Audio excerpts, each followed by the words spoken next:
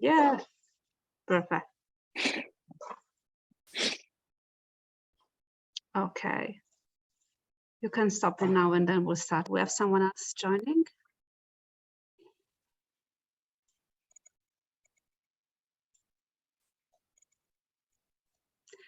Hello, everyone, and welcome to the 8th edition of our Dealing with Brexit Open Conversations. Before I start, I'd like to remind you that captions are available if you need them. My name is Silvia Morelli. I am Project Communications Manager at Extracts, a Manchester-based development organization for outdoor arts. I'm a white woman in my mid-30s, have shoulder-length wavy brown hair, I wear glasses, and today I'm wearing a green shirt and a beige cardigan. I use the pronouns she, her. As a reminder, our Dealing with Brexit conversations are designed to offer an informal space to encourage information sharing between peers around touring post-Brexit. This event is supported by Arts Council England as part of Extract's ongoing work to support outdoor art professionals to continue to work internationally post-Brexit. You can find more Brexit resources on our website, and my colleague Irene will now put some links in the chat. Today, we're delighted to be joined by Ivan Torley, Artistic Director and Producer for Puppets with Guts. Ivan will share his experience of taking the Lips to la Mercè Street Art Festival in Barcelona, in Spain, this past September. After hearing from Ivan, we will have about 20 minutes for a discussion together about some of the challenges that you might face and the questions that you might have. And again, this session is meant to be informal and to provide a supportive space for anyone with questions around career work post-Brexit. We might not have all the answers, but please feel free to jump in by raising your hand or by popping your questions in the chat if you don't feel comfortable coming in. Just a note that any advice given in this space should not be considered as legal advice, but more as a starting point for discussions. And now over to you, Ivan. Great, thank you, Sylvia. My name is Ivan Foley. I'm Artistic Director of Puppets with Guts. I'm a white male, and middle-aged, with brown hair and greying beard, and I'm wearing a corduroy dark grey shirt today. So today I'm just going to talk really briefly about the sort of whole experience, or the whole picture, if you like, of taking work to La Mercè recently. Which the process of began maybe 2 years ago, actually, in terms of prepping for Brexit-related things. So I've got a presentation or some slides to play. So Sylvia, if you wouldn't mind.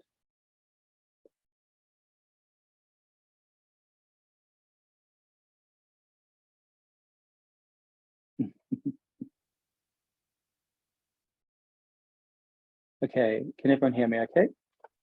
All right. So this presentation is loosely based around the impacts of Brexit on touring. Next slide, please, Sylvia. So I'm just going to talk a little bit about who we are, what we're touring, key festival outcomes, the carnet, logistics, money, top tips, and then questions at the end, if possible. But please feel free to jump in if you do have any burning questions along the way. So Puppets with Guts is a big, bold outdoor puppetry company. We're based in Brighton and Hove. We make extraordinary big puppets, animating public spaces with spectacular shows. We perform in lots of different contexts, and we try to transform public spaces with our audacious and original style of performance. I've introduced myself. So next slide, please, Sylvia. So the Lips, if anyone hasn't seen the Lips, please get along to our next show. But the Lips are a luminous big puppet sing-along show with something to say. The lips reanimate our favorite songs, celebrate our shared love of popular music, and uphold our freedom to speak out through a spectacular pop puppetry lip sync performance. Next slide, please. So what is it that we're actually touring? What are we trying to take to different places, and what were we taking to Le Mercier? So this is a quick design overview of what the lips are. My name's Caroline. I'm the designer for Puppets with Guts, and I've designed the lips and the costumes. I've worked very closely with Ivan Thorley, our creative director. We've had a whole host of interesting people collaborating with us. Nick Barnes doing the mechanism. We've had Jonathan Hogg doing the lighting. We sort of thought, well, wouldn't it be funny to see a pair of lips on their own singing songs?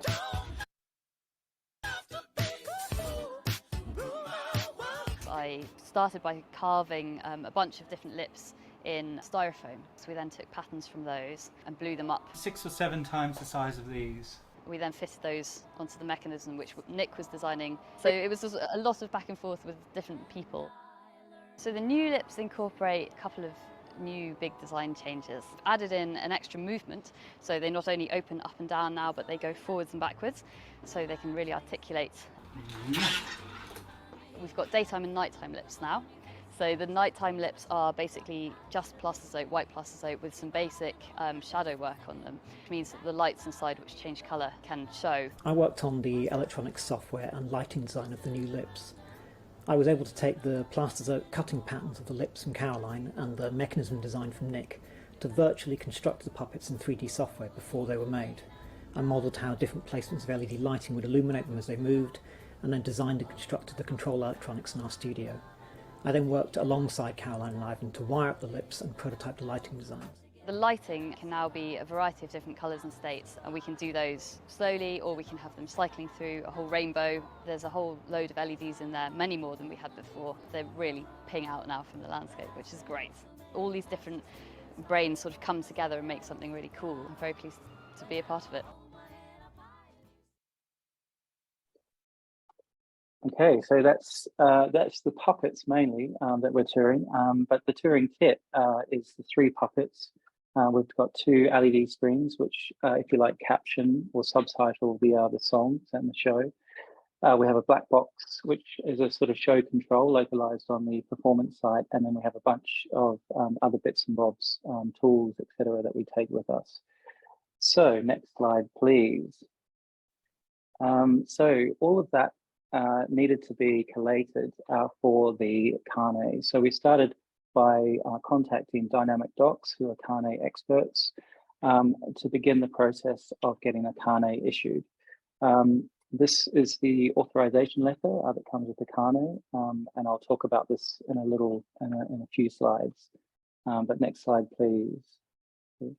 So Dynamic Docs sent me back this spreadsheet, and basically we had to fill in each line with all of this detail. So a description of the item, the number of those pieces of items, its weight, and what unit that was in, its value, and the country of origin. And if it did have a little ID number on it, like a serial number or something like that, then we would include that in the spreadsheet. If it didn't really matter.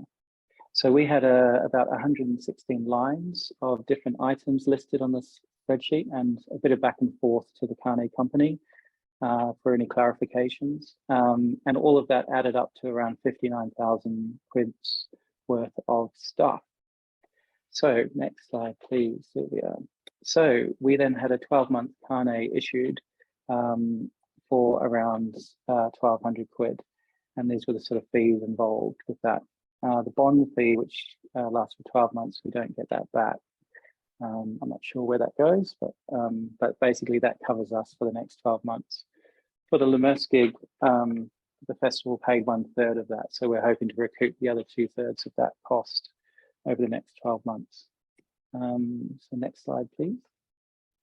So on our way, when we first started talking about the Le Mercier gig, I raised the prospect of shared transport, and Le Mercier mentioned that there was another show going out, another UK show called Future Cargo.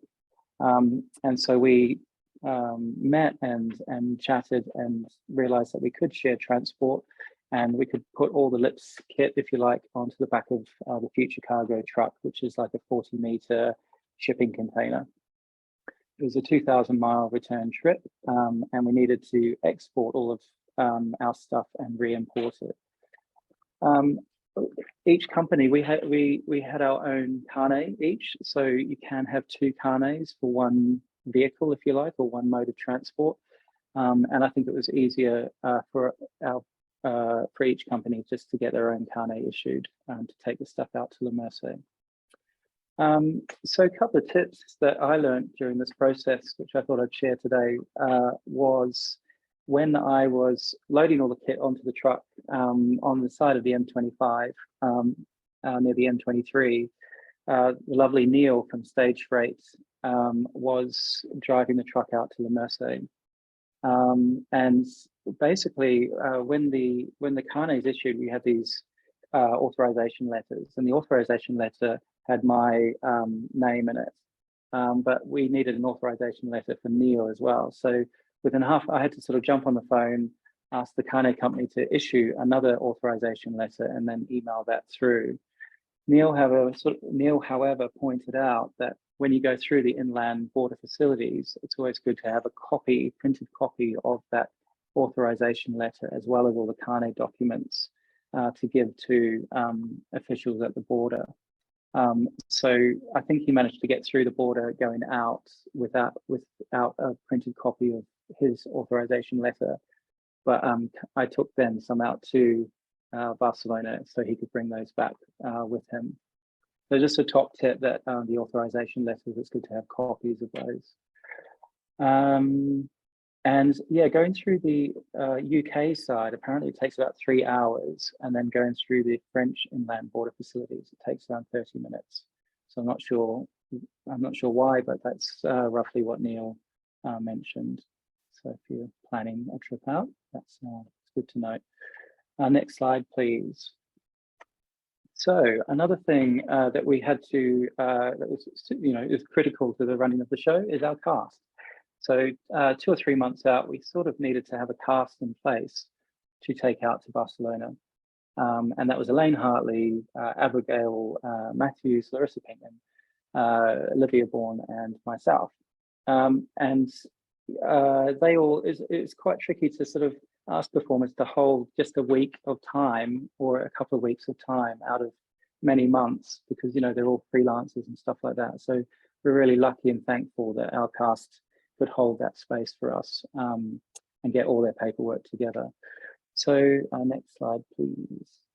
So, but in confirming our cast, we triple checked with each performer that they would be up for doing all the additional paperwork, which I think really helps manage their expectations.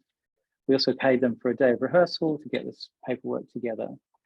So in the lead up to the gig, we asked everyone to check their passports, to check that they had 6 months left on their passport from the date of departure to the festival, and the number of days, and check the number of days they'd spent in any EU country during the past 12 months.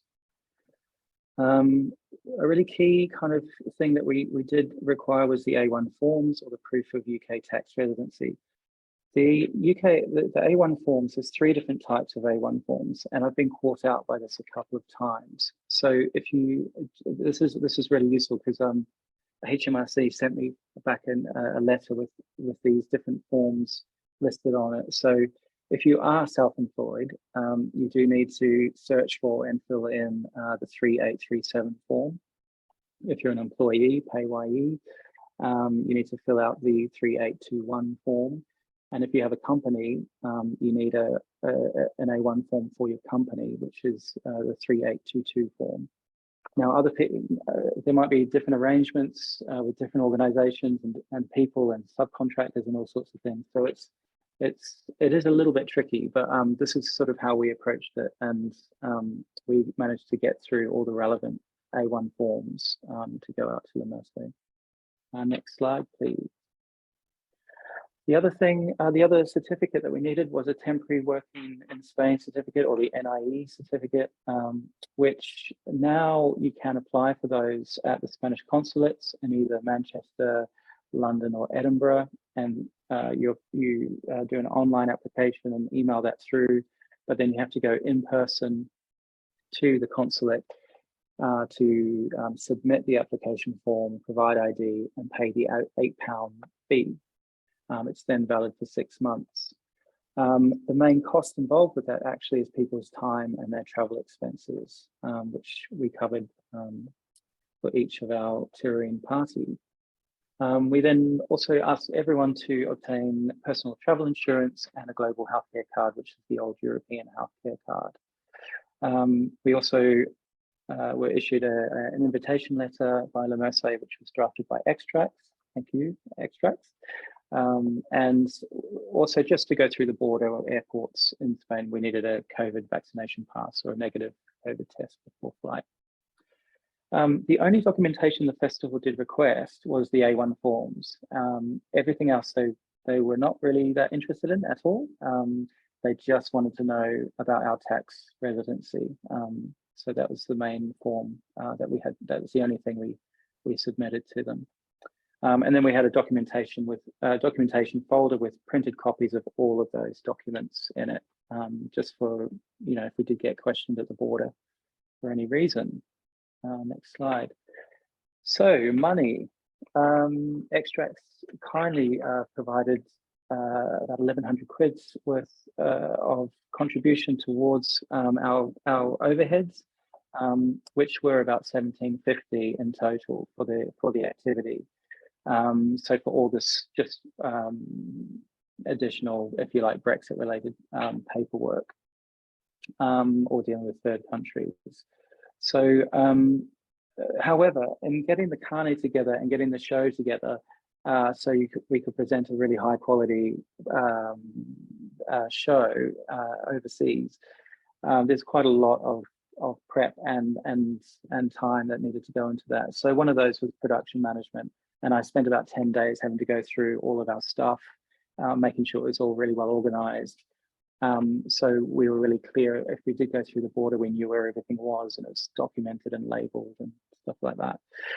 Abby Reeve also did a lit review of all the sort of third country touring resources and recommended how best we deal with borders and third countries, but also how we deal with that internally with our performers and staff, if you like, the subcontractors. And that was really useful. We now have a folder on each country in the EU that we can kind of go to and look at documentation on each one, because every single country is different in terms of their requirements. The direct costs for just getting the show up and running, doing a bit of maintenance and making some improvements was about 2,234. Plus remixing the sound for Catalan audiences was about 450. The lyric displays, we have to time code every single line of text. That's about 285, and the rehearsals were about 4625. So just in getting really well organized and prepped for Le Mercier, it was about 7,594, excluding company overheads and management time. So if I sort of add all of that, that loosely cost around 12,794 with an income of 8,000. So it's quite, I think you either have to do a lot, we needed to do triple the amount of work whilst out there to cover all of these costs. But, it seems to be a touring reality at the moment anyway. And then the Spanish tax. Artists who work in Spain have to pay an international tax rate.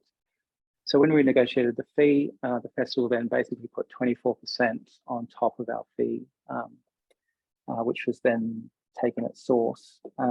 We invoiced for the full amount, including that 24%, which was then deducted by the Spanish festival. I'm not quite sure what happens to that income in terms of tax in the UK, but I have asked my accountant and I'm hoping to get an answer at some point. Next slide, please. So what happened? So we went to Barcelona with the lips, and these are just this is what we did. So we had 3 days of activity. We needed to deliver 8 lips shows, including 2 daytime roving and 6 nighttime static shows. Some key outcomes were we recorded the voiceover elements in Catalan. We added in 2 songs for Catalan audiences, and we worked with a local pyro expert. We presented the show on 2 different performance sites within an hour of each other, and we had an all-female cast, and apart from me. So to mitigate risk of going out to Barcelona, we worked really hard on lowering any production operational risks. So that was creating the black box, doing some maintenance on the lips, and making sure that we were really confident in those show systems. We took an extra performer with us to mitigate against sickness of COVID or other. And actually, I've been doing that more recently with all of our shows in the UK as well. And it just helps to really share the load and reduce my stress levels, if nothing else. Rehearsing the show in Brighton for 5 days beforehand was really useful. So we're just ready to roll, checking all our show systems, and just making some strategic improvements, including the black box, which localizes everything on the performance site, and allows us now to get the show onto site and off site within 15 minutes, which is so super useful. Once everything's set up, lights, PA, goalpost rigs, where we can really get the show in and off site really quickly, which I'm really happy about. Next slide, please. And so the audience response, which was fabulous. If you do the next slide, you'll see.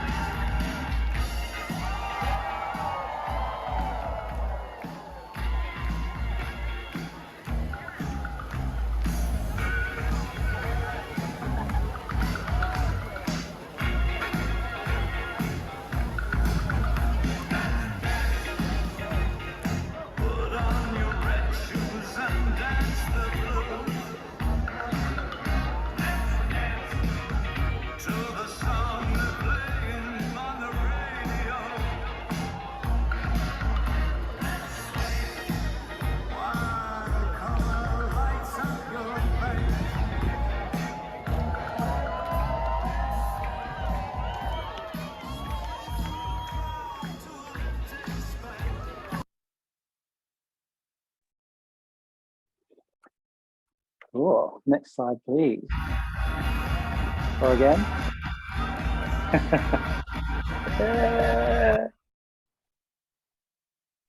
Sorry, I got enthusiastic.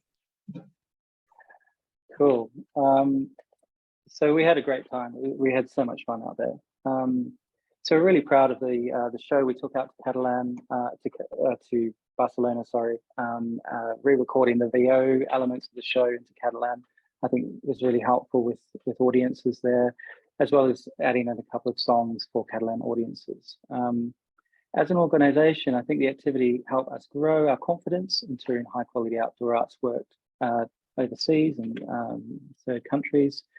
And I think overall the simplicity, responsiveness and wide reach of the LIPS production thankfully supports us to overcome new touring realities. So next slide, please. So thank you to Arts Council England for their generous support, Extracts, Platform 4 UK, the Merce Festival Barcelona, we love you. The team at Future Cargo and Stage Straight couldn't have done it without you, and Dynamic Docs are great. And also the Public Scouts creative team. Kiss, kiss, kiss. Thank you very much.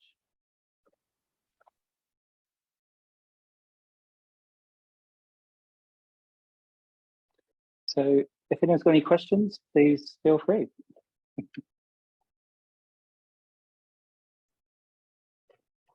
Thank you, Ivan. That was brilliant. And I loved seeing the videos as well. People clearly loved it. And I'm sure that helped your confidence, as you were saying, and made you want to tour again abroad, even if with all the challenges that you described.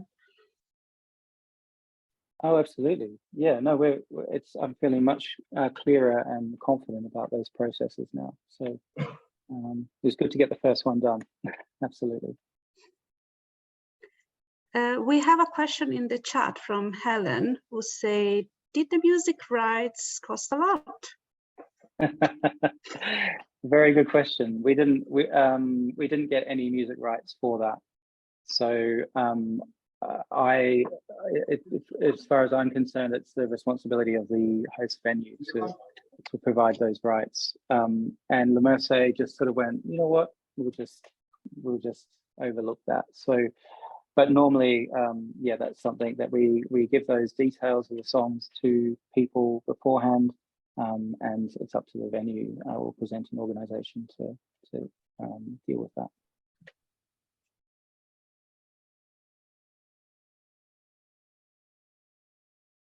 Another question, have you thought about setting up a base in the EU? Absolutely, yeah. I was talking with another Europe-based company actually about potentially doing that, who also tour big puppets and stuff like that. So yeah, definitely am open to that and would be interested in exploring that.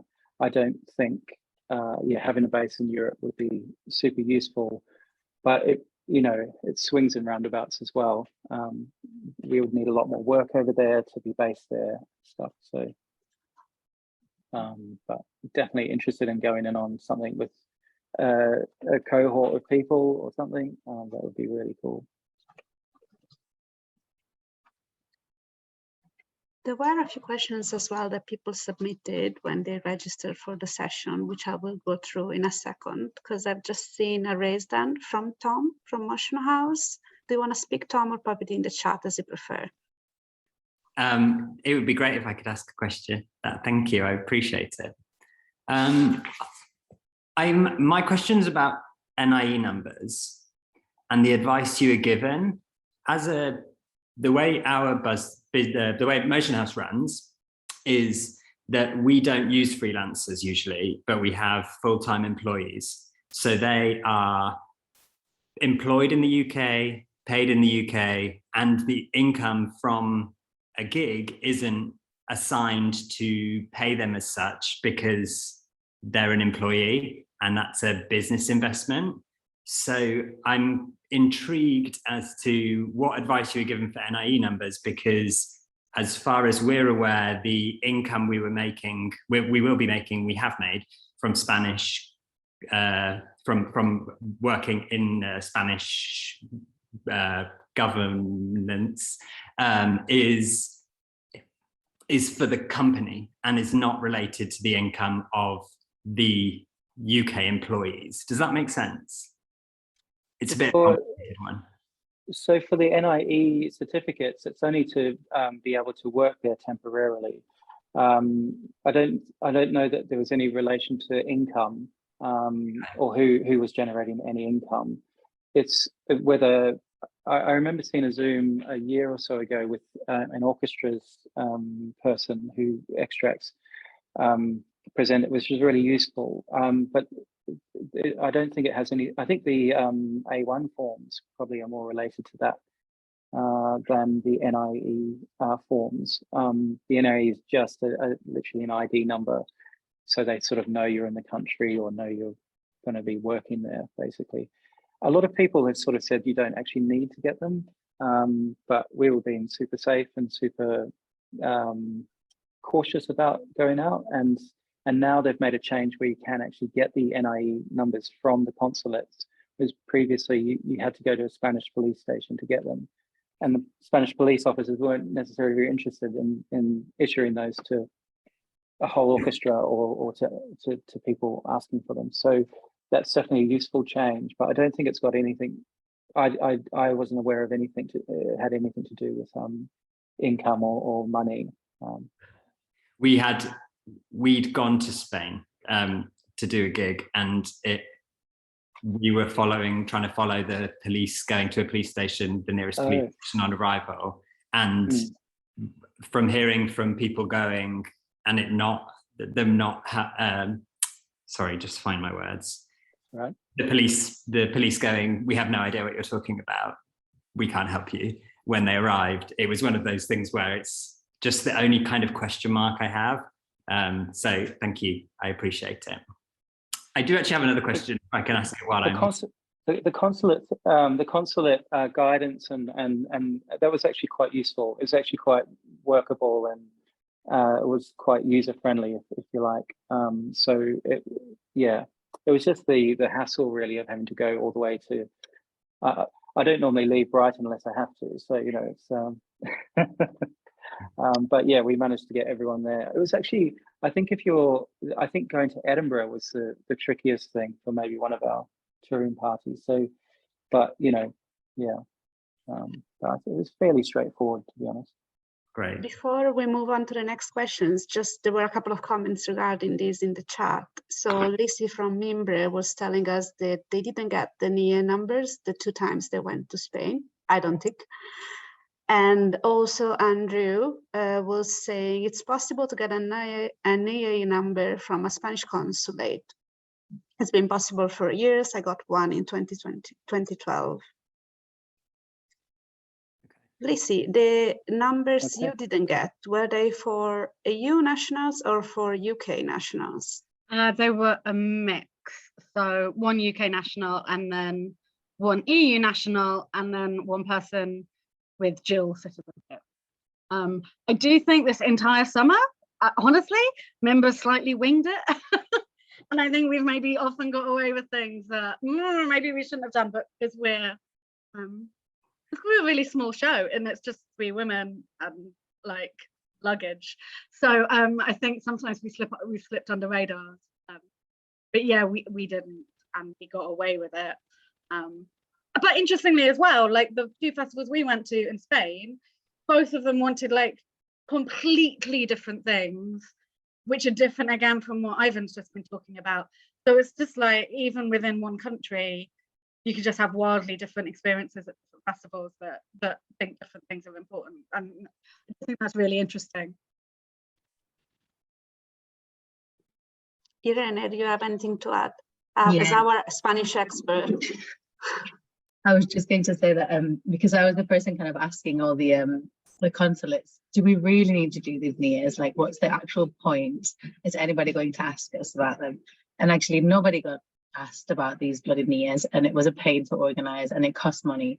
But the advice from every single consulate was, you definitely need to get them. So it's one of those things where you decide, do you run the risk or not? And in this case, we didn't want to run the risk, and we were like, well, let's just get them done. And we were able to kind of support the companies, you know, who needed a bit of support to kind of cover some of the costs of travel for their team members to go to the consulates and to get all of that. Because I think it's that thing of you weigh it up, don't you? What's the risk sort of associated with it, and you decide if you want to take it or not. And then, yeah, once you get a NIE, it's sort of for life, but then you do have to have a renewed sort of license to use it, which is a lot more straightforward than getting the initial NIE once you do that. So yeah, we just followed what the consulates said that we needed to do, even if we knew that we were probably not going to be asked for it. That's what we decided to do. I just wanted to respond to Andrew, your comment. I've heard that the NIE numbers do expire, or the certificates expire. Maybe the number doesn't. But yeah, I have been told that they're only valid for 6 months, the NIE certificates. But maybe the number stays with you for life. So there's a slight it is and it doesn't. I know, because I've gone through this as well. So you still have your number, but the certificate says that it expires after 6 months. So you have to kind of go and get it renewed. I don't know what happens if you don't renew it. I didn't take that risk. Alice was asking what the NIE number is. It's basically a piece of paper with a number on it that the Spanish police, the Spanish government issues to European citizens, I guess, but also UK citizens, any non-Spanish citizen that wishes to work in Spain.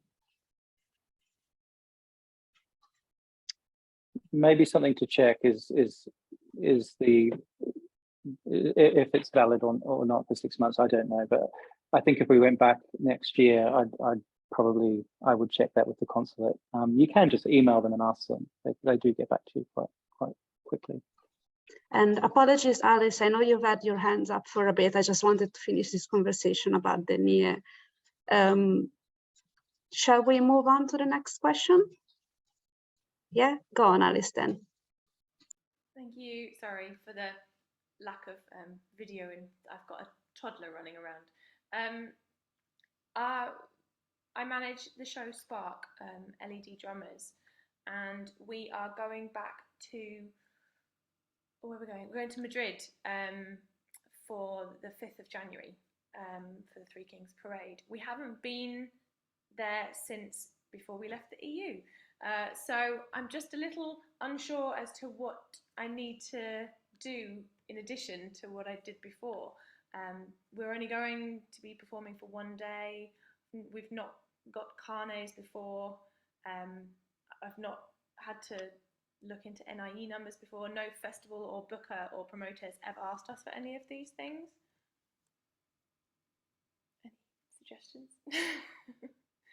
Well, I think if you're shipping stuff out to the EU, whether it's for a gig or not, just any kit, as far as I'm aware, you're basically you could get taxed on that going through. So you could, if you don't have a carnet and you try and take it over the border and they question it, you know, they'll just I think you have to pay tax on the spot of sorts. So the carnet just essentially allows you to export the stuff somewhere and then bring it back tax-free. Sorry, when you say shipping? Well, taking it over a border. So just even if you have it in your luggage, if you have big drum boxes and you're flying with it or taking it in a van? Yes. Right. Yeah, exactly. Yeah, and that's the problem. I've got all this kit, you know, these big pieces of things which are quite hard to hide. So you know, you can try and maybe take it through, but some people say it's easier just to pay the tax and take it through and then pay the tax on the way back. Depends on the value of things and the cost of the carnet. So you know, that's another way of doing it. I've also had other freight companies mention that we were going to take stuff out to Australia potentially, and taking stuff when it's not with me, for instance, and I'm not sort of chaperoning it to the port and back again. Carnets can get lost. They can, you know, there can be all sorts of issues with the carnets. So unless someone that you know or you are taking it out, or it's a really good freighting company, yeah, the carnets can be a problem, but it just depends on your setup. Sorry, we're always with our equipment, which is, I guess, where there's a slight difference here. We fly with, whether we're flying or yeah, we're always flying, to be fair. It's in our luggage, and then we have our drum cases, so it's slightly less obvious what we're transporting. The drum cases are probably less undercover. I think there's different rules on musical instruments as well, like very specific rules on musical instruments. So whereas our stuff is very much just kit, there's quite specific rules on that, which I'm not up to date on, but definitely worth speaking to someone about, I think, if anyone else has any info. Yeah, if anyone has any experience of, so we've got theatrical kit and musical instruments, so it's a real mix, but because we travel with mostly suitcases and then some drum cases. We have a few comments in the chat if you want to check them afterwards. So Irene is able to send you a checklist of all the documents that you would need. And also there might be some restrictions on certain instruments if they have animal skins, which is something that you need to be aware of. Animal skin. There is a difference, though, as you were saying, Alice, with whether you're traveling with your instruments or not. And I've just linked you to a couple of kind of resources that the Independent Society of Musicians have, which talk you through what that looks like and the difference. The only thing is whether you decide to have your instruments as kind of hand luggage, which you might not need to declare in an ATA carnet, and then have an ATA carnet for your theatrical set. That's kind of one of the things that you probably need to work through. But I've sent you a few links here, and I'll put it in the chat, in the general chat, in case it's useful for anybody else. Thank you. I think Lizzie might have something to add as well.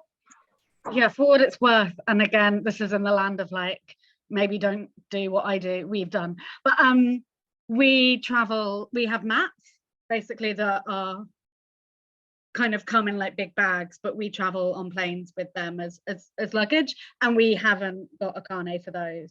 And we say that, well, they are sports equipment and no one seems to be bothered. I don't know, I think theoretically it's for like stuff, but I mean, you know, like you're allowed to take stuff with you. So I think theoretically maybe you meant to have one, but actually we haven't had one and it's been fine. And we've deliberately been flying rather than driving to avoid having to get a carnet this year. I think generally as a rule, from what people have told us, if you're driving, you're more likely to get checked. So it's more advisable to do a carnet. If you're flying and your equipment is clothes, mats, something that can easily go in a luggage, you can decide to take the risk and not do a carnet. If it's giant automated puppet lips, yeah, you definitely need a carnet for that. Yeah, I would love a show where it was just me and a suitcase. That would be brilliant. That's an idea for the next one. Yeah, maybe, yeah. I hope this helped, Alice, but if you have any other questions, please get in touch with us. Fantastic. Anyone else would like to ask something or to give any advice about their experience? I asked one of the other UK companies that we took to Spain to share some feedback, and they also shared a few questions. So I can maybe throw them in the mix here and see if anybody wants to answer them. So they were talking about the kind of excess costs due to Brexit for 4 gigs in the autumn, sort of coming up to £5,000 more or less. And that most of the extra costs were for extra paperwork required to travel and custom checks on the shipments for the ATA carnets. And they mentioned that they've actually looked into storing some of the artwork permanently in the EU and also setting up a business in the EU to overcome these obstacles. But unfortunately, these solutions are too expensive, either in terms of money or staff time to sustain them. So one of the things that they are doing at the moment, which might be something that people want to consider, especially if you've got sets and you might have 2 sets of sets, is they actually secured a 12-month carnet, like Ivan has done with the lips. And they agreed that one of the commissioning organizations in the EU was going to store it for 12 months. So they would be able to have that carnet for a whole year and for the set to be kind of in the EU for that year. So that's maybe something that when you're mapping out your partners, you might want to see if it's a possibility based on what you're doing. But some of the questions that they put as kind of wanting to hear about was, have you learned any tips, shortcuts or workarounds that you know of to help minimize shipping or storage costs? So one was obviously Ivan sharing freight with the other company, but I wondered if anybody else has any tips or anything that they've kind of done to mitigate that. Tom? I don't know if it makes it easier, but we toured our show Wild so when we do indoor touring, we use a freight company. We use a company called Fly By Night, but it continually gets more and more expensive. Because our indoor touring is less extensive in what we have to take, we've been opting for driving it in our own vehicle. which we happen to have, which not all companies have, but that's the situation we're in. And we found that it reduces our costs to the point where next year we're going to try potentially to drive our indoor set to one of our venues, because it's much more cost effective for us to pay a driver separately and sort everything out separately. I think when you go with a freighting company, we've found that the costs mount quite a lot because everything becomes with a fee. Whereas if we're organizing certain things, it's the costs are within the company and within the people working in the company already, which I think helps minimize it, but it also creates a whole load of work. So it's one way or the other way, really, as far as what we've found with that. A tip what I found really useful is that we've connected with a company called Rocket Global, which is, they tour, I think like big events, really large scale concerts and stuff like this is kind of their main avenue. But I've made a friend, Terry, Rocket Global, he's great. And having somebody whose job it is to know everything, who I can email and gets back to me quickly and can help me and I can call, is like an absolute lifesaver. And I definitely think it's worth the time to try and build a connection, because we then did IPA, the carnet through Terry, which is a 12-month carnet. It has 6 return journeys in the pages, and I think we're going to use all 6, and that came in at a cost. Granted, I think we were bringing less items than 116, did you say? So I think it's the cost, the number of items makes the cost increase because you're adding more pages. But I think ours came in at £450. So it was like far more reasonable to go through it that way. And when you're touring yourself, it gets a bit more complicated because you have to generate goods movement reference numbers for each journey and stuff like this, and talk about customs documents, and it becomes a bit more complicated than using a freighting company. But by having that connection, I could go, I've seen these 20 abbreviations related to freighting. Please, can you tell me what they all mean and which ones are applicable to me? And having somebody know what they were talking about was just incredibly useful to us, and means that we managed to, I think we did 6 countries outside of the UK this year. And so it's meant that we can carry on as a business doing the work that we were doing pre-Brexit. Yeah, I think Rocket are a massive, they do huge stadium gigs and also, and they're really helpful. I think Dynamicos, there's a freighting part of their business as well. So I found them really useful with any questions. They weren't just carnets, they were freight logistics as well. So yeah. I think there's quite a few companies, and there probably is different ones that work for different people. So it was just the first one that came up when I think on a Google search, and happened to find a nice person emailing me back, which was relief because it was very daunting at first. But yeah, those sorts of companies, Rocket, they have huge warehouses all over the world where they store and hold a lot of kit between bands, gigs. I did a gig with Paul McCartney years ago, and the Rocket was integral to storing their stuff all around the world. So so it could be something like that as well. If you, I don't know, they might have a little corner in their warehouse where you can store stuff for a little while between gigs. I'm going to call Terry. Yeah, absolutely. Yeah, no, that sounds great.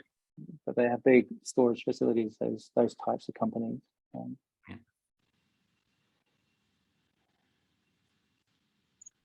I was also going to say, and I think that's a really important point that you raised there, Tom, in terms of being able to have a person of contact that can answer questions, because I think a lot of the questions that came through, some of the companies this year who were going to Spain, they were getting mixed messages and mixed advice from even their freight providers. So something that we found was extremely useful was to become members of the Institute of Export and International Trade. So you can have a kind of annual membership, and you get access to a helpline where you can ring them and ask them about specific questions you may have, and they always come back to you with a kind of written answer. I'll pop the link in the chat, and Extracts are members at the moment, but you can be individual members, or you can have a membership as a kind of company. I think for companies it's about £300 a year, something like that.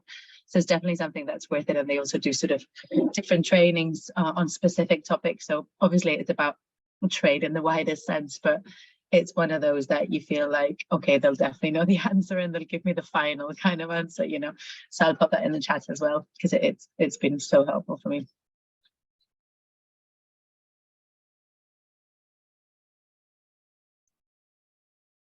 That's great, and thank you everyone for your addition to the conversation. It's useful to hear different snippets from different people and different approaches, and definitely I feel like the more we do these sessions, the more it's about coming together and saying, okay, this thing worked for me, so maybe this thing is going to work for you too, because sadly there's not one answer or one size fits all in this situation we are now with Brexit, with different countries.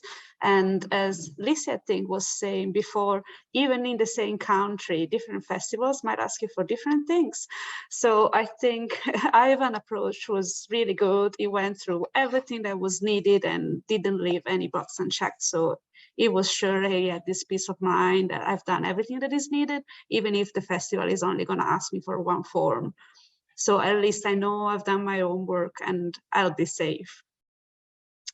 I have a question in the chat from Mo asking, if you drive yourself, do you need a separate carnet for each country you pass through, or does one cover the whole route? Does the border crossing in France do the same checks as the inland border facility? Irene, do you know? I think my understanding, oh, Ivan, you go, because you will have done it more recently, but you go and then I can contribute. My understanding of it is the one carnet, it depends where your carnet is valid for. So I have an EU carnet, but there's countries that it doesn't include, like Norway, and there's a few others. I don't think it includes Turkey and a few other places that are sort of in Europe.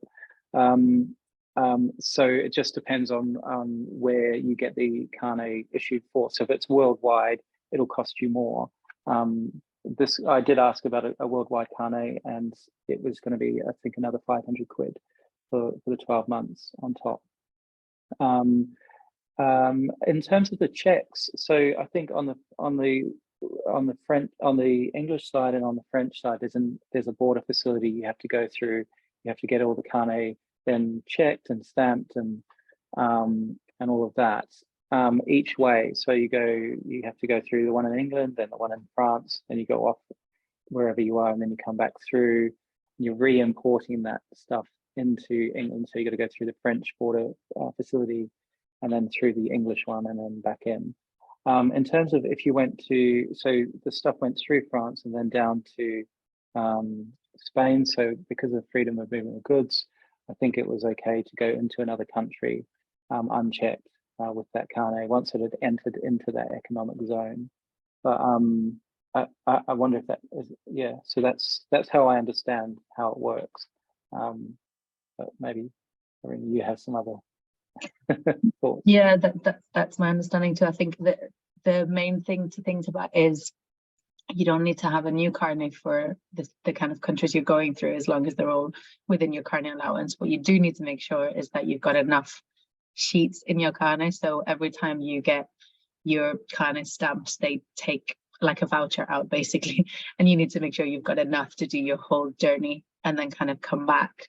So that's one of the things that you need to make sure you've got kind of planned ahead when you're looking at the make of your carnet, if that makes sense.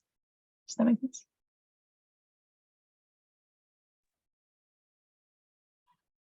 Thank you. I see Alice still has a hand up. I don't know if it's still from before, possibly. Tom wants to. Yeah, maybe it was from before. Someone else raised their hand. Was it Tom? Yes, go on. Sorry, it's me again.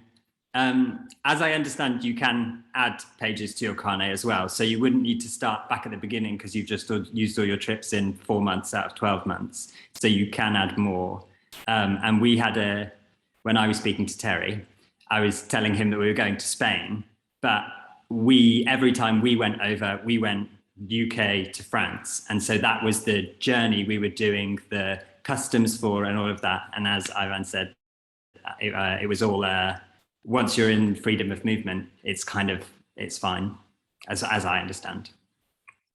So I agree with everybody.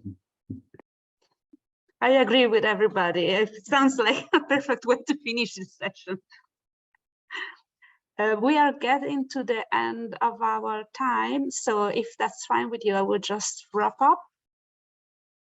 Thank you, everyone, for attending this session today, and we hope you found it fruitful. Thank you particularly to Ivan for sharing their experience with us. We are planning to do more dealing with Brexit sessions, which we'll share on our website and our mailings in the coming weeks. If you would like to share your own experience at one of our future sessions, or if you know of someone who has an interesting story to tell, please do get in touch with us. Finally, we have just launched a survey to gather evidence on touring post-Brexit. The aim of having this data for us is to be able to make the case for continued support and legislation change where needed. And we would really appreciate you taking the time to fill it in before the 10th of December. My colleague Irene is going to put the link to this chat, the link to the survey in the chat now. As mentioned earlier, we also have further Brexit resources available on our website, extracts.org.uk. And finally, before you close your Zoom, please do answer a couple of questions that will pop up on your screens that will only take a second to do, and it's really useful for us to gather your feedback. Thank you, everyone, once again, and we do hope to see you again soon.